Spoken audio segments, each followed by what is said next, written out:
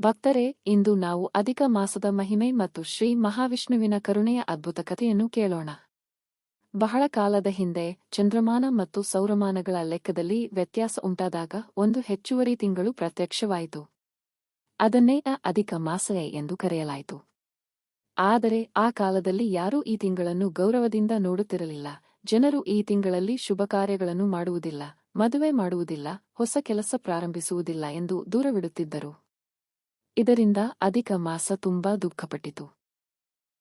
ಎಲ್ಲ ತಿಂಗಳುಗಳಿಗೆ ದೇವರ ಆಶೀರ್ವಾದ ಇದೆ, ಆದರೆ ನನಗೆ ಯಾಕೆ ಯಾರೂ ಮಾನ ಕೊಡುತ್ತಿಲ್ಲ ಎಂದು ಅಳತೊಡಗಿತು. ಕೊನೆಗೆ ಅದು ಬ್ರಹ್ಮದೇವರ ಬಳಿ ಹೋಗಿ ತನ್ನ ನೋವನ್ನು ಹೇಳಿತು.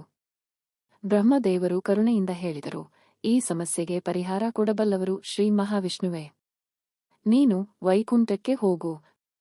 ಅಧಿಕ ಮಾಸ ತಕ್ಷಣ ವೈಕುಂಠಕ್ಕೆ ಹೋಯಿತು. ಅಲ್ಲಿ ಶ್ರೀ ಮಹಾವಿಷ್ಣು ಶೇಷಶಯ್ಯೆಯ ಮೇಲೆ ವಿರಾಜಮಾನರಾಗಿದ್ದರು.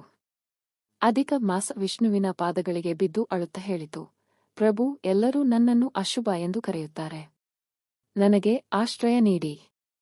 ಆಗ ಶ್ರೀ ಮಹಾವಿಷ್ಣು ಮೃದುವಾಗಿ ನಗುತ್ತಾ ಹೇಳಿದರು, ಓ ಅಧಿಕ ಮಾಸವೇ, ದುಃಖಪಡಬೇಡ. ಜಗತ್ತು ಯಾರನ್ನು ತಳ್ಳುತ್ತದೆ ಅವರನ್ನು ನಾನು ಸ್ವೀಕರಿಸುತ್ತೇನೆ. ವಿಷ್ಣುವಿನ ಈ ಮಾತು ಕೇಳಿ ದೇವತೆಗಳೆಲ್ಲ ಆಶ್ಚರ್ಯಪಟ್ಟರು. ನಂತರ ವಿಷ್ಣು ಹೇಳಿದರು, ಇಂದಿನಿಂದ ನೀನು ಸಾಮಾನ್ಯ ತಿಂಗಳು ಅಲ್ಲ, ನನ್ನ ಹೆಸರಾದ ಪುರುಷೋತ್ತಮ ಎಂಬ ಹೆಸರಿನಿಂದ ಪ್ರಸಿದ್ಧಿಯಾಗುವೆ. ಇನ್ನು ಮುಂದೆ ನಿನ್ನನ್ನು ಪುರುಷೋತ್ತಮ ಮಾಸ ಎಂದು ಕರೆಯಲಾಗುತ್ತದೆ.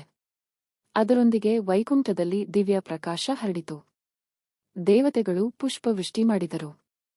ವಿಷ್ಣು ಮುಂದುವರಿಸಿ ಹೇಳಿದರು, ಈ ತಿಂಗಳಲ್ಲಿ ಯಾರು ಭಕ್ತಿಯಿಂದ ನನ್ನನ್ನು ಪೂಜಿಸುತ್ತಾರೋ, ಜಪ ಮಾಡುತ್ತಾರೋ, ದಾನ ಮಾಡುತ್ತಾರೋ ಅವರಿಗೆ ಅನೇಕ ಪಟ್ಟು ಪುಣ್ಯ ದೊರೆಯುತ್ತದೆ. ಒಂದು ತುಳಸಿ ದಳ ಅರ್ಪಿಸಿದರೂ ಮಹಾಫಲ ಸಿಗುತ್ತದೆ. ಆ ದಿನದಿಂದ ಅಧಿಕ ಮಾಸ ಅತ್ಯಂತ ಪವಿತ್ರ ತಿಂಗಳಾಯಿತು. ಜನರು ಈ ತಿಂಗಳಲ್ಲಿ ವಿಷ್ಣು ಸಹಸ್ರನಾಮ ಪಠಣ, ತುಳಸಿ ಪೂಜೆ, ಗೀತಾ ಪಾರಾಯಣ, ಉಪವಾಸ ಮತ್ತು ದಾನಧರ್ಮಗಳನ್ನು ಮಾಡಲು ಪ್ರಾರಂಭಿಸಿದರು. ಈ ಕತೆ ನಮಗೆ ಒಂದು ದೊಡ್ಡ ಪಾಠವನ್ನು ಹೇಳುತ್ತದೆ. ಜಗತ್ತು ನಮ್ಮನ್ನು ತಿರಸ್ಕರಿಸಿದರೂ ದೇವರು ಎಂದಿಗೂ ತಿರಸ್ಕರಿಸುವುದಿಲ್ಲ. ಭಕ್ತಿ, ವಿನಯ ಮತ್ತು ನಂಬಿಕೆ ಇದ್ದರೆ ಶ್ರೀಹರಿಯ ಕೃಪೆ ಖಂಡಿತ ಸಿಗುತ್ತದೆ.